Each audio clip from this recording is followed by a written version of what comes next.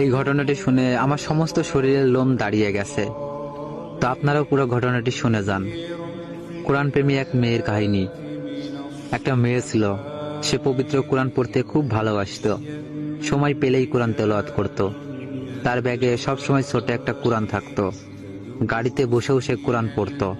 তার তেলাওয়াত এত মধুর ছিল যে কোনো পাষাণ ব্যক্তির মন গলে যেত। রাতে যখন ঘুম ভাঙতো তখনই সে কোরআন পড়তে শুরু করত। একদিন মেয়েটি মারা যায়। মা তার আদরের মেয়েকে হারিয়ে প্রায় পাগলের মতো হয়ে যায়।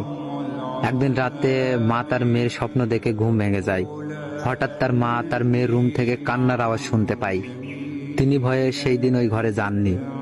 পরের দিন সকালে তার বাবাকে জানান, কিন্তু সে বিশ্বাস করে না। পরের দিন রাতে তার মা আবার সেই কান্নার আওয়াজ শুনতে পায়। তারপর তার বাবাকে বলে, বাবাও শুনে সেও ভয় পেয়ে যায়। তারপর সকালে এই ঘটনা মসজিদের ইমাম সাহেবকে বলে। তারপর ইমাম সাহেব এই ঘটনা যাচাই করার জন্য ওই মেয়ের বাসায় এক রাত থাকে। রাত 1টা বাজতে না বাজতেই সবাই সেই কান্নার আওয়াজ শুনতে পায়। মনে হচ্ছিল অনেকে মিলে কান্না করতেছে। তখন ইমাম সাহেবও কেঁদে ফেলেন আর বলেন, এটা ফেরেশতাদের কান্নার আওয়াজ। মেয়েটি প্রতি রাতেই এই সময় কোরআন তেলাওয়াত করত, যা শুনতে ফেরেশতারা এখানে আসতো।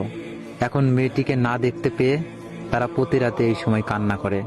রাসূল সাল্লাল্লাহু আলাইহি সাল্লাম বলেছেন, কোরআন পাঠে দক্ষ ব্যক্তি উচ্চ মর্যাদা সম্পন্ন ফেরেশতাদের সঙ্গী হবে।